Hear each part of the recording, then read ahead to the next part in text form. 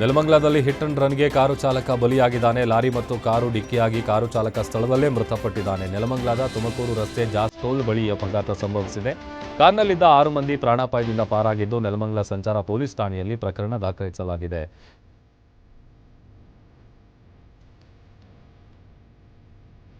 ಬಾಗಲಕೋಟೆ ಜಿಲ್ಲೆಯ ಕಮತಗಿ ಪಟ್ಟಣದಲ್ಲಿ ಭೀಕರ ಅಪಘಾತದಲ್ಲಿ 2 ಮಕ್ಕಳು ಮೃತಪಟ್ಟಿದ್ದಾರೆ. ಟ್ರ್ಯಾಕ್ಟರ್ ಟ್ರೇಲರ್ ಹುಕ್ಕಾ ಕಟ್ಟಾಗಿ ದುರಂತ ಸಂಭವಿಸಿದೆ. ಘಟನಾ ಸ್ಥಳಕ್ಕೆ ಆಗಮಿಸಿದ ಪೊಲೀಸರು ಮೃತರ ಬಗ್ಗೆ ಮಾಹಿತಿ ಕಲೆ ಹಾಕಿದ್ದಾರೆ. ರಸ್ತೆಯಲ್ಲಿ ದಾರಿ ಬಿಡುವ ವಿಚಾರಕ್ಕೆ ಶುರುವಾದ ಕಿರಿಕ್ ಹಿಂಸಾರೂಪಕ್ಕೆ ತಿರುಗಿದೆ. ಬಾಗಲಕೋಟೆಯ ಮುಧೋಳ ನಗರದ ರನ್ನಾ ಸರ್ಕಲ್ನಲ್ಲಿ ಕಳೆದ 2 ದಿನಗಳ ಹಿಂದೆ ಘಟನೆ ನಡೆದಿದೆ. 2 ಪುಡಾರಿಗಳ ಗುಂಪು ಕೋಲು ಹಿಡಿದುಕೊಂಡು ಪರಸ್ಪರ ಹೊಡೆದಾಡಿಕೊಂಡಿದ್ದಾರೆ. ಗಲಾಟೆಯ ವಿಡಿಯೋ ಸೋಷಿಯಲ್ ಮೀಡಿಯಾದಲ್ಲಿ ವೈರಲ್ ಆಗಿದ್ದು, ಪೊಲೀಸ್ ಠಾಣೆಯಲ್ಲಿ ಇನ್ನೂ ಯಾವುದೇ ಪ್ರಕರಣ ದಾಖಲಾಗಿಲ್ಲ. ಘಟನೆಯಲ್ಲಿ ಹಲ್ಲೆಗೀಡಾದವರು ಯಾರು, ಹಲ್ಲೆ ನಡೆಸಿದವರು ಯಾರು ಅನ್ನೋದರ ಬಗ್ಗೆ ಪೊಲೀಸ್ ತನಿಖೆ ಬಳಿಕ ಮಾಹಿತಿ ಸಿಗಲಿದೆ.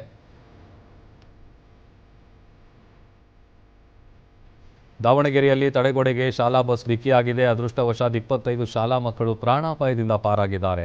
ರಾಷ್ಟ್ರೀಯ ಹೆದ್ದಾರಿ 4ರ ಸರ್ವಿಸ್ ರಸ್ತೆಯಲ್ಲಿ ಲಲಿತಾ ಇಂಟರ್ ನ್ಯಾಷನಲ್ ಪಬ್ಲಿಕ್ ಶಾಲೆಯ ಬಸ್ ಅಪಘಾತಕ್ಕೀಡಾಗಿದೆ. ಮಕ್ಕಳನ್ನ ಮನೆಗೆ ಕಳಿಸುವ ವೇಳೆಯೇ ಅವಘಡ ಸಂಭವಿಸಿದೆ. ವ್ಯಕ್ತಿಯೊಬ್ಬ ನಿಗೂಢವಾಗಿ ಮೃತಪಟ್ಟಿರೋ ಘಟನೆ ಧಾರವಾಡದ ಸಾಯಿ ದರ್ಶಿನಿ ಲೇಔಟ್ನಲ್ಲಿ ನಡೆದಿದೆ. 40 ವರ್ಷದ ಬಿಬೇಕ್ ಮೃತ ವ್ಯಕ್ತಿ ಅಂತ ಗುರುತಿಸಲಾಗಿದೆ. ಮೊಮೋಸ್ ಅಂಗಡಿಯಲ್ಲಿ ನೇಪಾಳಿ ಯುವಕರ ಗುಂಪೊಂದು ಕೆಲಸ ಮಾಡ್ತಾ ಇತ್ತು. ನಿನ್ನೆ ಕೆಲಸ ಮುಗಿಸಿ ರೂಮ್ಗೆ ಹೋಗಿ ಮಲಗಿದ್ದಾಗ ಉಸಿರಾಟದ ಸಮಸ್ಯೆ ಉಂಟಾಗಿ 6 ಜನ ಅಸ್ವಸ್ಥಗೊಂಡ ಶಂಕೆ ವ್ಯಕ್ತಪಡಿಸಿದ್ದಾರೆ. 6 ಮಂದಿಯಲ್ಲಿ 3ರ ಸ್ಥಿತಿ ಗಂಭೀರ ಆಗಿದ್ದು, ಆಸ್ಪತ್ರೆಯಲ್ಲಿ ಚಿಕಿತ್ಸೆ ಮುಂದುವರೆದಿದೆ. ಸದ್ಯ ಸ್ಥಳಕ್ಕೆ ವಿದ್ಯಾಗಿರಿ ಪೊಲೀಸರು ಭೇಟಿ ನೀಡಿ ಪರಿಶೀಲನೆ ನಡೆಸಿದ್ದಾರೆ. ಶಿವಮೊಗ್ಗ ಜಿಲ್ಲೆಯಲ್ಲಿ ಮತ್ತೆ ಕೆಎಫ್ಡಿ ಸೋಂಕು ಹೆಚ್ಚಾಗಿದ್ದು ಜನರಲ್ಲಿ ಆತಂಕ ಸೃಷ್ಟಿಸಿದೆ. ಈಗಾಗಲೇ ಮತ್ತೆ 3 ಪ್ರಕರಣ ಪತ್ತೆಯಾಗಿದ್ದು, ಪಾಸಿಟಿವ್ ಕೇಸ್ಗಳ ಸಂಖ್ಯೆ 16ಕ್ಕೆ ಏರಿಕೆಯಾಗಿದೆ. ಹೊಸನಗರದ ಬೆಳ್ಳೋಡಿ ಗ್ರಾಮದ 3ರಲ್ಲಿ ಕೆಎಫ್ಡಿ ಸೋಂಕು ಪತ್ತೆಯಾಗಿದ್ದು, 2 ಪುರುಷರು ಹಾಗೂ ಓರ್ವ ಮಹಿಳೆಗೆ ಸೋಂಕು ದೃಢಪಟ್ಟಿದೆ. ಸದ್ಯ ವಿವಿಧ ಆಸ್ಪತ್ರೆಯಲ್ಲಿ 3ವರಿಗೂ ಚಿಕಿತ್ಸೆ ಮುಂದುವರೆದಿದೆ. ಕಳೆದ ವರ್ಷ ಶಿವಮೊಗ್ಗದಲ್ಲಿ 2 ಸಾವಿಗೆ ಕಾರಣ ಆಗಿದ್ದ ಕೆಎಫ್ಡಿ ವೈರಸ್ ಮಲೆನಾಡಿನಲ್ಲಿ ಮತ್ತೆ ಆತಂಕ ಸೃಷ್ಟಿ ಮಾಡಿದೆ. ಕಲಬುರಗಿ ಉಸ್ತುವಾರಿ ಸಚಿವರೇ ಸ್ವಲ್ಪ ಇಲ್ನೋಡಿ. ಚಿಂಚೋಳಿ ತಾಲೂಕಿನ ಚಂದಾಪುರ ಸರ್ಕಾರಿ ಆಸ್ಪತ್ರೆಯಲ್ಲಿ ಅವ್ಯವಸ್ಥೆಯೇ ಆಗರವಾಗಿದೆ.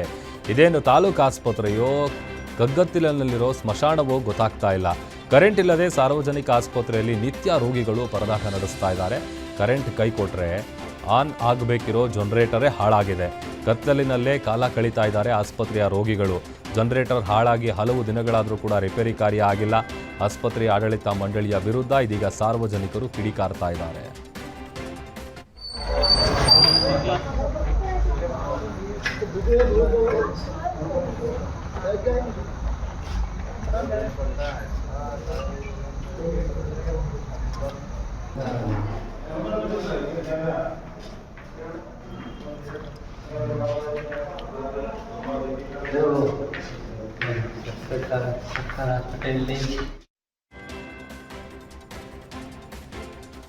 ಚಿಕ್ಕಮಗಳೂರಿನಲ್ಲಿ ಚಿರತೆಯ ಹಾವಳಿ ಮುಂದುವರೆದಿದೆ. ಕಡೂರು ತಾಲೂಕಿನ ಬೀರೂರು ಪಟ್ಟಣದಲ್ಲಿ ರಾತ್ರಿ ವೇಳೆ ಚಿರತೆ ಕಾಣಿಸಿಕೊಂಡಿದ್ದು ಜನರು ಆತಂಕಗೊಂಡಿದ್ದಾರೆ.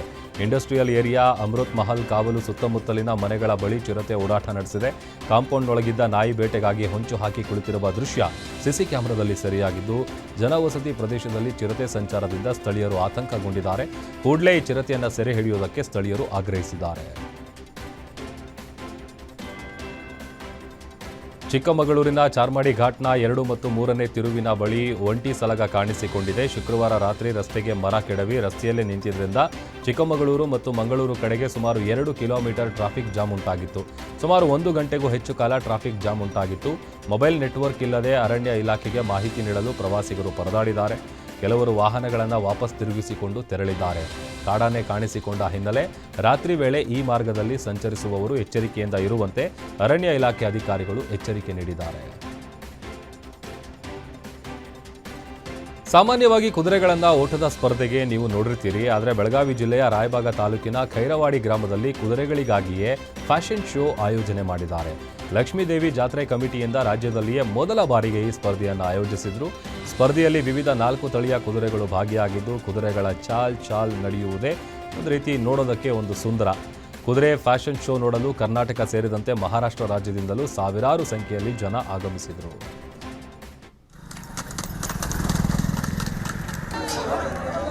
ಕುದುರಿ ಹಿಂಗ ತಗೋರಿ ಗಂಡ ಕುದುರಿ